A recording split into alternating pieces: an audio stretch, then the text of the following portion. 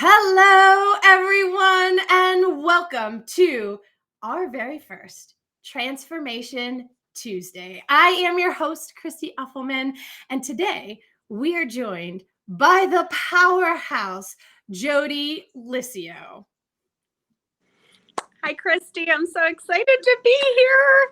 It has been way too long, and I've been so excited to do this since the first time you asked me. So I'm so floored about what's happening with your book and about the success that it's having. And by God, to be part of that, how special. So thank you.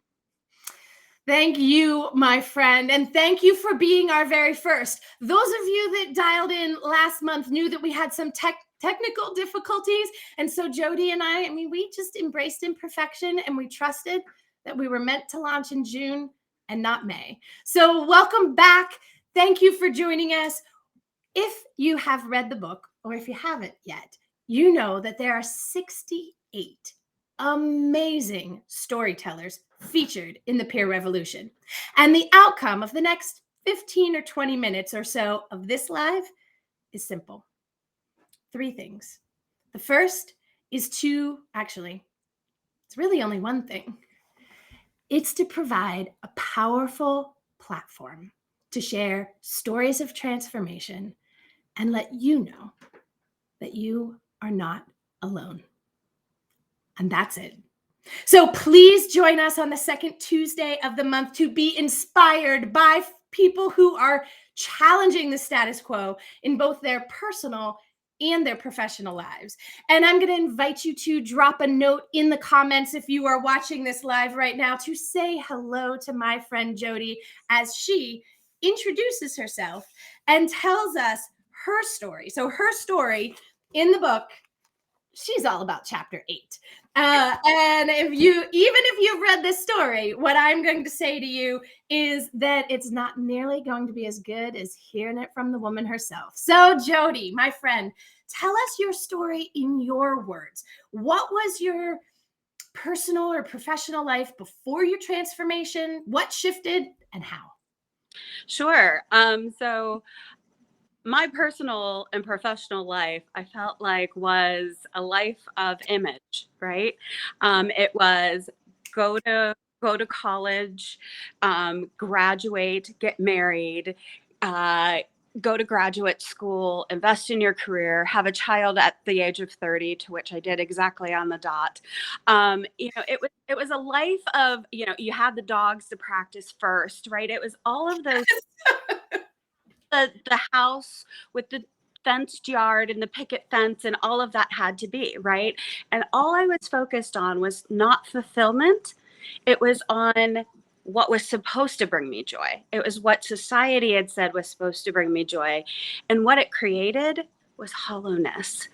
It created me feeling like a shell of a person. And by the time I was in my mid 30s, between chasing career goals that just didn't seem to fit quite right, and between not listening to my internal self and my internal clock and continuing to chase the things that society wanted me to do and love and be, all it did was create emptiness.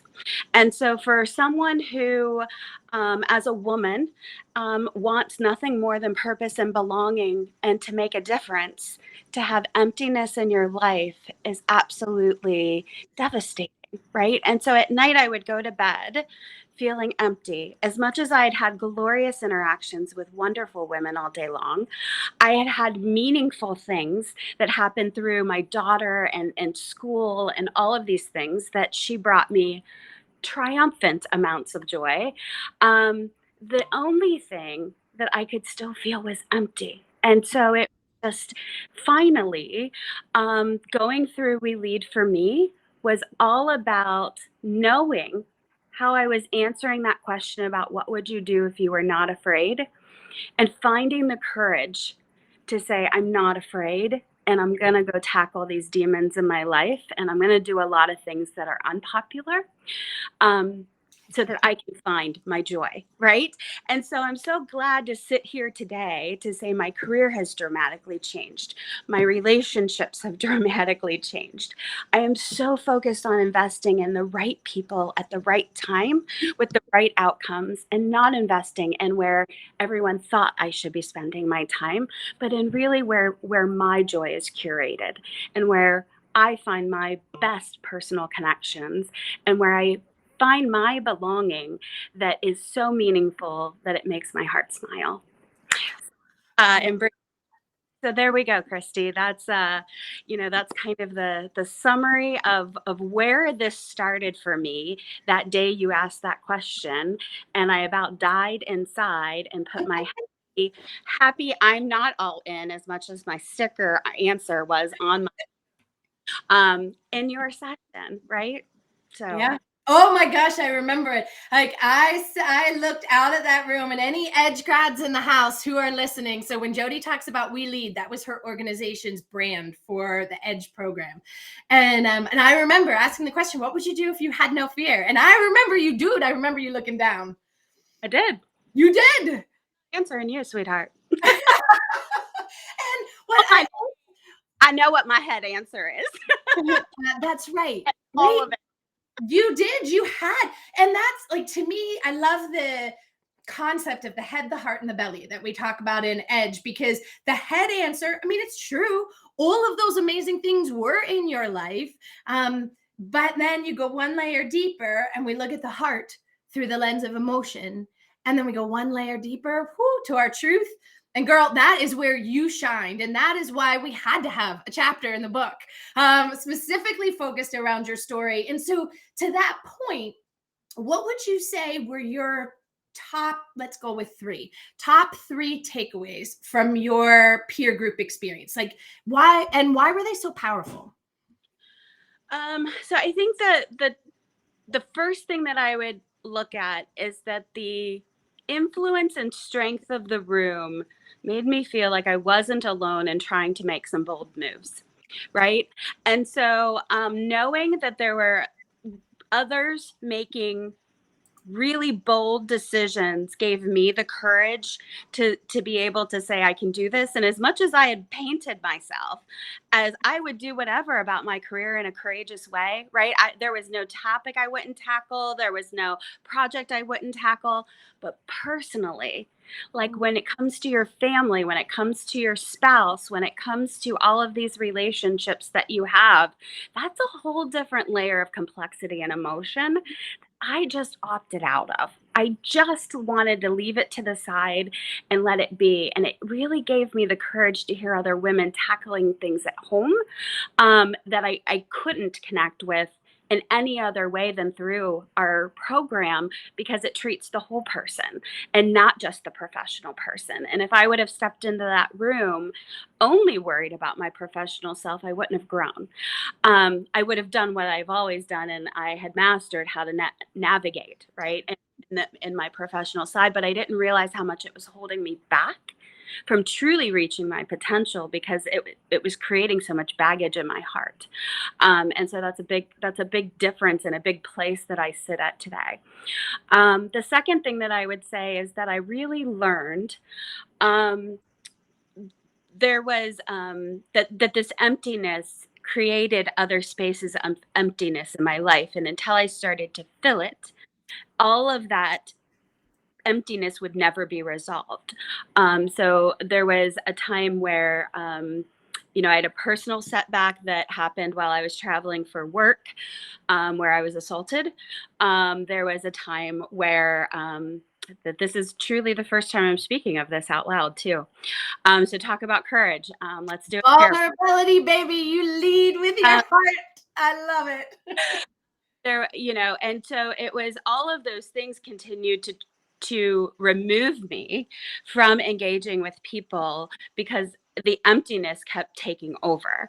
And so, my second learning was that through my triad experience, Rose Kopp, if you're out there, my girlfriend, Kathleen Sacco, if you're out there. Oh, shout out to Kathleen too. that was your triad. Talk about a powerhouse trio of Tell women. me. Oh, sorry, we're kicking ass and taking names as it You as still are. How many years has it been, Jodi? 4? I uh, can't think. oh yeah, 2018? 18. So yeah, we've all started arriving in really big ways. But that triad allowed me, because I had known them in a very personal way for years, to allow me to unfold in a way that I was not as comfortable unfolding in front of a group of 25 too. So, there was things that we would all talk about our insecurities and about the way that we let them manifest. And their guidance, even though they didn't know my true situation, was right on point, right? Was right at some of the things that I needed to do, and things that they were doing in their life, in terms of some things that Rose was challenged in tackling in her career. As I'm giving her advice, I'm like, holy crap, I need to listen to myself, right?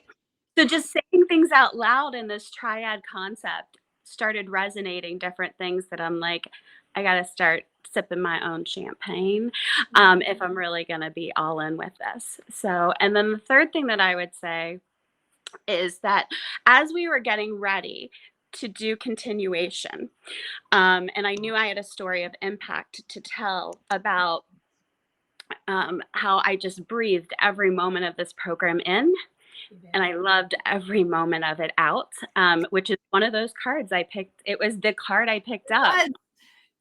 I was like, talk about it speaking to somebody. I don't go anywhere without it in my planner, because I just feel like it's my moment. Like it reminds me to stay in the moment and to do those things. It was all about making sure that I knew that life, no matter how much people tell you, you're always going to be on a journey, and that if you are, I felt like I was always chasing something, and then once I got it, I needed to chase something else.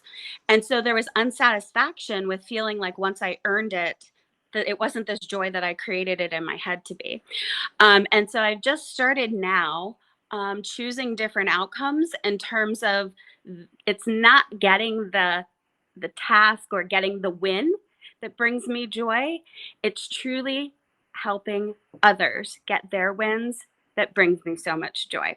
And now that I'm able to focus on them and not necessarily your TED Talk, the rubber band back at me, right? Right? Girlfriend, I study you. Hello. It's all about me. Right? It resonated really well. Rubber band, all about me. It was all about my personal wins up until that point. And after that point, it has so shifted into making sure that I am helping other women win. And that is what I truly have focused and found immense joy through, is that, that my cup runneth over every time one of those women come back and say, here's how I won, right? And it was because you told me this, or it was because of the advice you gave me.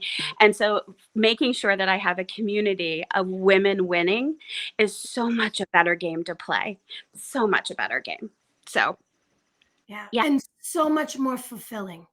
Oh, by like unimaginable, like not even comparison, right? It's like lighting a match and letting it burn down and holding it the whole time, or like literally lighting an entire bonfire and like dousing it with flame, like with ignition light or fluid, and like throwing the match on it and just watching it burst, right? It's that moment at the hibachi grill where it just, and you got that. That is what life is like now, versus what life was like before we leave. It's I love amazing. I love that. And, it's that concept of a flame loses nothing in lighting another. And in a room full of light, we no longer feel alone. Absolutely. So, in our last, what do we have? Last 3 minutes together, my friend.